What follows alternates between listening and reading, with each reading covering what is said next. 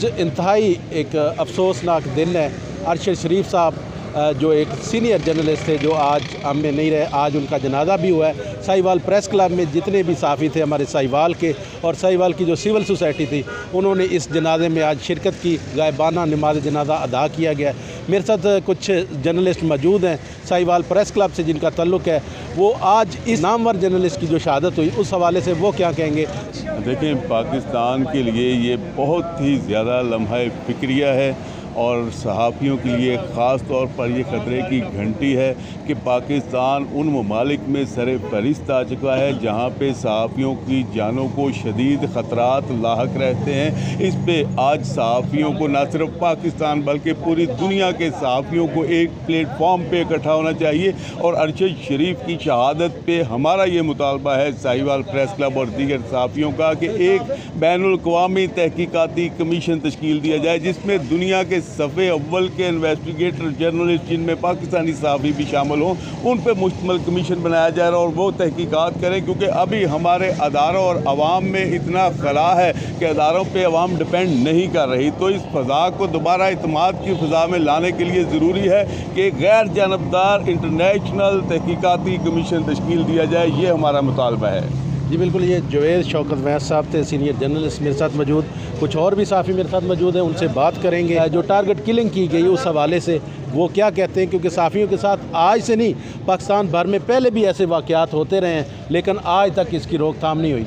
मेरे साथ सदर प्रेस क्लब जवेद निसार साहब मौजूद हैं, उनसे बात करेंगे कि आज जो जनाजा भी पढ़ाया गया अरशद शरीफ साहब का, और इस हवाले से जो साफ़ियों पे तशद्दुद, मुज़ालम और अब तो गोलियां भी चलने लगी हैं, इससे कबल भी बहुत सारी शहादतें हुई हैं साफ़ियों की। इस हवाले से क्या कहेंगे आज अरशद शरीफ की शहादत के हवाले से। अरशद शरीफ की शहादत इस कौम के लिए लम्हा फ़िक्रिया है, बहुत बड़ा हादसा है और बहुत ज़्यादती है सहाफ़ी बरदरी के साथ कि सहाफ़ियों का एक बहुत शानदार बंदा, एक वालिद, अपने बच्चों का, एक ख़ानदान का सरबराह इस तरह बैरून मुल्क मारा गया। और सिर्फ़ इस वजह से मारा गया कि वो हक़ और सच की आवाज़ बुलंद कर रहा था। तो हम लोग सहाफ़ी बरदरी इस पर सरापा एहतजाज हैं और शदीद अल्फाज में इस इक़दाम की मज़म्मत करते हैं। और हमारी हुकूमत वक्त से और अथॉरिटीज़ से ये रिक्वेस्ट है कि इसमें जो भी मुहर्रिकात हैं और जो लोग इस काम में मुलव्वस हैं उनको फ़ौरी तौर पर गिरफ़्तार किया जाए और इंटरनेशनल लेवल पर इस शहीद के लिए जो है कोशिश की जाए कि इसमें जो भी मुलव्वस है वो उनको गिरफ़्तार किया जाए और उनको सज़ा दी जाए। जो भी इस शहादत में मुलव्वस लोग हैं, जो भी अनासर मौजूद हैं, उनको बेनकाब होना चाहिए, उनके ख़िलाफ़ कार्रवाई होनी चाहिए और उनको कटहरे में लाना चाहिए।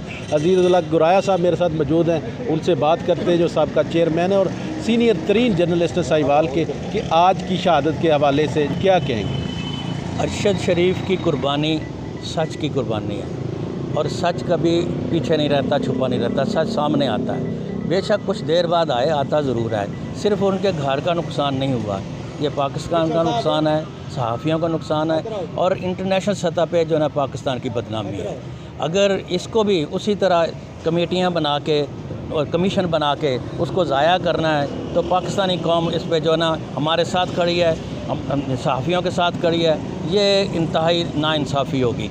आलमी सतह पर जैसे UN से भी अपील की गई है वो भी करेंगे, लेकिन जो है ना गैर जानबदाराना होनी चाहिए। ये जो कमेटी बनी है हम इसको मुस्तरद करते हैं। कमेटी उनके घर वालों और सहाफ़ियों से, जो उनके ग्रुप के सहाफ़ी हैं, जो उसकी सोच के हैं, जो सच के सहाफ़ी हैं, उनको साथ मिला के कमेटियाँ बननी चाहिए और कमीशन बनना चाहिए। बल्कि जुडिशल कमीशन जो है ना चीफ़ जस्टिस और पाकिस्तान के सरबराही में बनना चाहिए, ताकि इसका जो है ना, क्योंकि पहले भी कितने बने हैं कमीशन जिसका कोई फ़ैसला नहीं हुआ।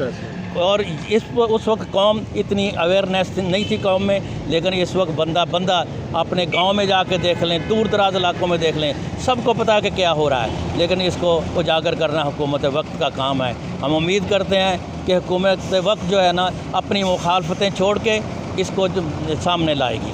कि मेरे साथ विल्सन रज़ा साहब मौजूद हैं, जो सीनियर जर्नलिस्ट हैं साहिवाल प्रेस क्लब से, उनसे बात करते हैं कि इस अफसोसनाक वाक़े पे वो क्या कहते हैं। जी, इंतहाई अफसोसनाक ख़बर जिस दिन से ये सुनी है, दिल खून के आंसू रोता है।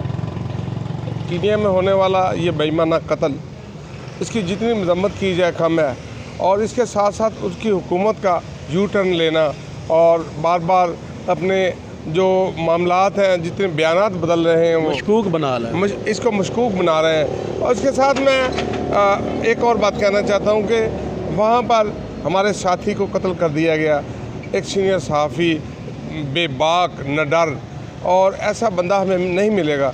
मगर इधर पाकिस्तान में इसके जो शहादत है, और आज आपने देखा है कि जनाजे में कितने लोग थे, बेलौत थे, उनका किसी पार्टी से तल्लुक़ नहीं था, वो सिर्फ उसके बयानिए पर आए थे, उसकी हिम्मत और जुर्त को सलाम करने के लिए आए थे। और फूलों के गुलदस्तों से लदी हुई ये मैयत दफन की गई है, और ये देखने के काबिल था कि उससे लोग कितना प्यार करते हैं। मगर मुल्क में इस वक्त जिस तरह उसके इस बेईमाना कत्ल को मुतनाज़ा बनाया जा रहा है, मुख्तलिफ़ अदारों के बयान से, मुख्तलिफ़ इन्वेस्टिगेशन के हवाले से, कोई कुछ कह रहा है, कोई कुछ कह रहा है, खुदारा उसके बच्चों पर रहम करें, उसकी वालदा पर रहम करें, ना हो कि हमको उनकी वालदा की भी शहादत की खबर मिल जाए। उसकी तबीयत नासाज है, उसका ख्याल किया जाए, और जितनी मजम्मत की जाए अरशद शरीफ के कत्ल की, वो बहुत कम है। सर, इससे पहले भी वाक़यात पाकिस्तान में हो रहे हैं सहाफ़ियों पे, कभी झूठे मुकदमात बनाए जाते हैं, झूठे मुकदमात की वजह से अरशद शरीफ साहब को पाकिस्तान छोड़ना पड़ा, साबर शाकर साहब को छोड़ना पड़ा, दीगर जितने भी हमारे जो सहाफ़ी सीनियर जर्नलिस्ट हैं उन पे मुकदमात बने, कई जेलों में भी गए। तो इससे कबल यहाँ पे अमवात भी हुई हैं, गोलियाँ भी चली हैं, कई अपनी जानों से जा चुके। ये सिलसिला कब तक चलता रहेगा ऐसे? ये जब तक इस मुल्क में इंसाफ का बोलबाला नहीं होगा, ये ऐसे चलता ही रहेगा, क्योंकि ये सज़ा सच बोलने की है। जो भी सच बोलेगा उसके साथ वही होगा जो अरशद शरीफ के साथ हुआ है। किसी के साथ आज होगा, किसी के साथ कल होगा, कई मुकदमों में जाएंगे और कई ऐसे ही टारगेट किलिंग में जाएंगे। इस वक्त अरशद शरीफ के हवाले से काफ़ी अफसरदा हूँ, बल्कि मैं अफसरदा नहीं, पूरा पाकिस्तान अफसरदा है। पूरी दुनिया में जितने भी जर्नलिस्ट हैं वो अफसरदा हैं। और पाकिस्तानी रियासत पे मेरा एक सवाल है कि जब अरशद शरीफ को थ्रेट्स थे यहाँ पे, अब ये ख़बरें गर्दिश कर रही हैं कि उनको यहाँ पे ख़तरा था, ये था, वो था, उस पर मुकदमात थे, तो उस वक़्त अब जो हमदर्दी के दावे कर रहे हैं, बड़े बड़े दावेदार मैं देख रहा हूँ, सुन भी रहा हूँ, उस वक़्त ये हमदर्द कहाँ थे? उस वक़्त इन लोगों को ये हमदर्दी क्यों याद नहीं आई कि एक ऐसा हीरा कि जिस हीरे ने जितना देर भी जिए हैं, सर उठा के जिए हैं, और ऐसे ऐसे लोगों को बेनकाब किया है, और सबूत और प्रूफ के साथ मैं अरशद शरीफ की अज़मत को सलाम पेश करता हूँ। उसकी शहादत, उसका खून कभी रायगा नहीं जाएगा। इंशाल्लाह मुझे उम्मीद है कि अरशद शरीफ का खून जो है वो रंग लाएगा। अरशद शरीफ को शहीद किया गया है। ये एक पाकिस्तान बल्कि दुनिया भर के सहाफ़ियों के लिए बहुत बड़ा सानिया है। हमारी गवर्नमेंट से इल्तिजा है कि वो सहाफ़ियों की तहकीकाती टीम भी बनाएं। आर्मी चीफ़ ने भी आज अपने पैगाम में कहा है कि हमने एक टीम तश्कील दे दी है, लेकिन हमारी इल्तिजा है कि सहाफ़ियों को भी इसमें शामिल किया जाए, क्योंकि इन मसाइल को जितना सहाफ़ी समझते हैं वो उतना दूसरी जो टीमें हैं उनको नहीं पता चलेगा। ये आखिर कब तक ऐसा सिलसिला चलता रहेगा? कब तक सहाफ़ियों के साथ ऐसे मुज़ालम होते रहेंगे? अरशद शरीफ साहब एक मुहब्बे वतन शहरी थे, मुहब्बे वतन पाकिस्तानी थे, जो सच बोलने की पादाश्त में अपनी जान से भी गए। इससे कबल भी बहुत सारे सहाफ़ियों के साथ ऐसा हो चुका है। बहुत सारे सहाफ़ियों के ख़िलाफ़ झूठे मुकदमात बनाए गए जो जेलों में गल सड़ रहे हैं। कई सहाफ़ी अपनी जानों से जा चुके हैं, कई माजूरी की हालत में पहुंच चुके हैं। लेकिन आखिर ये कब तक सिलसिला चलता रहेगा?